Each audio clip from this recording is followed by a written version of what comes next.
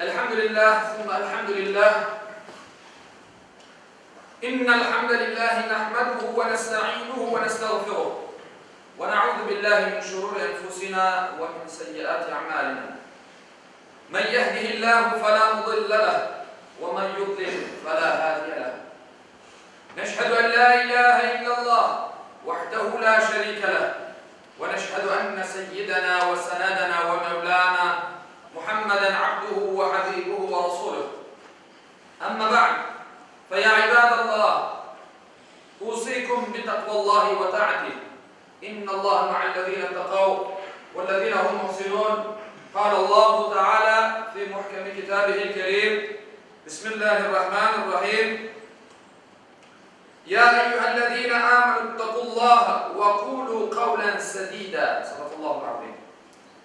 Saygılı ve hürmetli dindaşlarım, okuğan ayet-i kerimede Yüce Rabbimiz şöyle buyurar: Ey iman edenler! Allah'a karşı kelimden sakınınız ve dosdoğru söz söyleyiniz ki Allah sizin işlerinizi düzeltsin ve günahlarınızı bağışlasın. Ahzab suresi 70. ayet. Hadis-i şerifte ise sevgili Peygamberimiz Muhammed sallallahu aleyhi ve sellem şöyle buyurar: Bir kişinin kalbinde aynı anda iman ile küfür, doğruluk ile yalancılık, hainlik ile işançlık bir arada olmaz. Aziz müminler, İslam dini hakikatka, doğrulukka ve hakkını söylemeye büyük emniyet verdi. O kadar ki doğruluk ve dürüstlük manasına gelgen sıdık, peygamber sıfatlarının ilkidir. Müslüman dep aytılganda akılga gelgen ahlaki prensiplerinin en başında kene doğruluk gelir. Çünkü doğruluk kurtuluşun nuru, hidayetin doğru yolun cevheridir.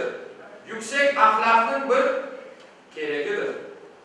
Doğru söz imanın sesi. Hakikatini söylemek müminin şiarıdır. Misal için sevgili Peygamberimiz sallallahu aleyhi ve sellem bir hadis-i şeriflerinde Allah'a ve ahiret gününe iman eden birevi ya hayırlı söz söylesin ya da indemesin deyip buyurgandır.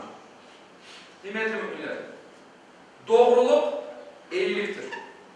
Yalan yaramaylıktır. Doğruluk rahmettir. Yalan ise felakettir. Hak doğruluk ile yerini tapar. Yalan ile ziyan olur. Doğruluk ile kazanılan mal ve mülk bereketlenir. Yalan ile kazanılan hiçbir şeyde hayır yoktur. Allah'ın rızasına doğruluk ile varılır. Yalan ile varılacak yer ise ancak cehennem azabıdır. Allah katında sözün değeri, hakkı ve hakikatını ne derece yansıtan ile ölçülür. Çünkü söz kalbinin ve gönlünün tercümanıdır. Ozunun ve ruhunun kuzgusudur. Peygamber Efendimiz Muhammed sallallahu aleyhi ve sellem bir mevzuda ümmetini şöyle tembih eder. Diyor ki, doğruluktan ayrılmamız.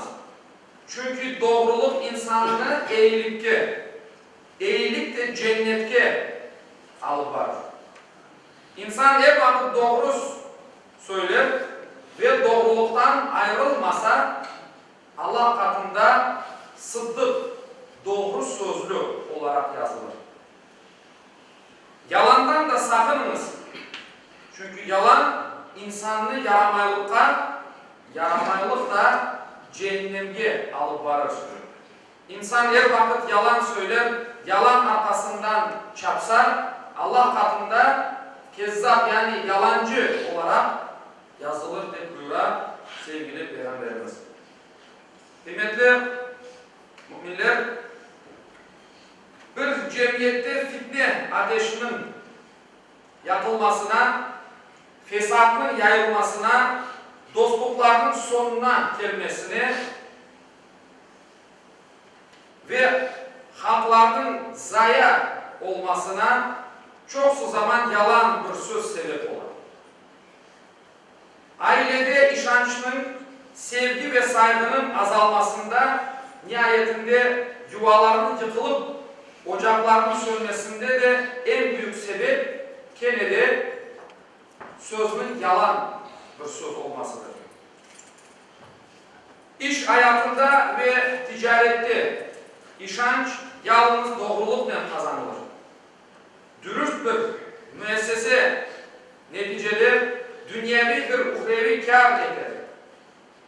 Cemiyetini aldatkan, iyilesini sözlerini örtmeye çalışkan ve bu sebepten yalan yerde yemin etmekten sakınmadan ise iki cihanda da gayipte olur. Söz ve hareketlerinden ümmeti için en güzel örnek olan Resulullah sallallahu aleyhi ve sellem yalan mevzusunda o kadar ciddi, o kadar hassas davranan ki balıkçılara yalan söylemeye, hatta yalan söyleyip şaka yapmaya bile yasakladı. Bir keresinde bir kadının balıkçılığını çağırıp gel sana bir şey vereceğim degenini eşitken vakitte ondan balana ne vereceksin diye soran Peygamberimiz. Kuru hurma cevabını aldan sonra dikkatli ol. Ona bir şey vermegen olsan bu senin için bir yalan olarak yazılacak dedi buyurdu Peygamber Efendimiz Aleyhisselatü Vesselam. Aziz müminler, yalan söylemek ne kadar günah bir hareket ise eşitken haberini araştırmayıp doğru kabul etmek, bilip ya da farkında olmadan yalanın yayılmasına sebebiyet vermek de dini ve ahlaki cihetten aynı derecede mesuliyet gerektiren bir harekettir. Yüce Rabbimiz Kur'an-ı Kerim'de bizi şöyle tembihliyor. Hakkında kesin bir bilgi sahibi olmayanın şeyinin arkasına düşme. Çünkü kulak, göz ve yürek bunların hepsi ondan mesuldür, cevapkardır. İsra suresi 36. ayet-i kerimesidir. Yüce Allah cümlemizde doğru kalpli, doğru sözlü, dürüst kullarından eylesin inşallah. Allah-u Teala hepimizin gönlüne göre, yüreğine göre versin. Müslümanların arasını bozmaya hareket etkenler, din düşmanları, ahmaklıca bilip bilmeyip yalan yanlış haberlerini yaygan kullarını ıslah etsin. Doğru yolda koysun. Allah-u Teala cümlemizge doğru niyetli, doğru sözlü bir insan olganımızdan cennetke bizni layık eylesin inşallah. Ela inna ahsanal kelam ve afdalun nizam kelamullahi melikil azizil allam kema kâle Allahu tebareke ve teâlâ fil kelam ve izâ kuri'al Kur'an fastami'û lehu ve ansitu le'allekum turhamun. Bismillahirrahmanirrahim. İnned-dîn 'indallâhil İslam. Sadakallâhul azîm.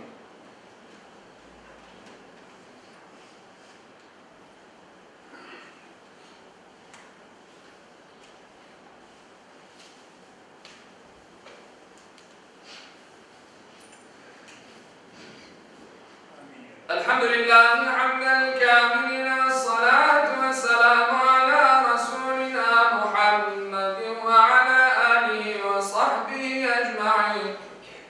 Ta'zimen li nebiyyi ve tekrimen li fekâmeti şâni şerefi safiyyi. Fekâle azze ve celle min qâilin muhbira ve âmira. İnnallâhe ve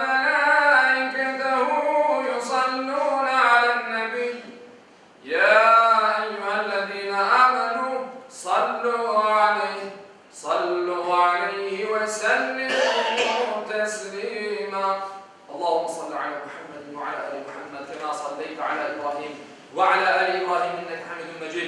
اللهم بارك على محمد وعلى آل محمد كما باركت على إبراهيم وعلى آل إبراهيم إنك حميد مجيد. اللهم وارض عن الأربعة الخلفاء سيدنا أبي بكر وعمر وعثمان وعلي ذوي الصدق والوفاء وعن الأنصار والمهاجرين والتابعين إلى يوم الجزاء وعن كافة المؤمنين والمؤمنات والمسلمين والمسلمات الأحياء منهم والأموات بفضلك ورحمتك إنك سميع قريب مجيب الدعوات.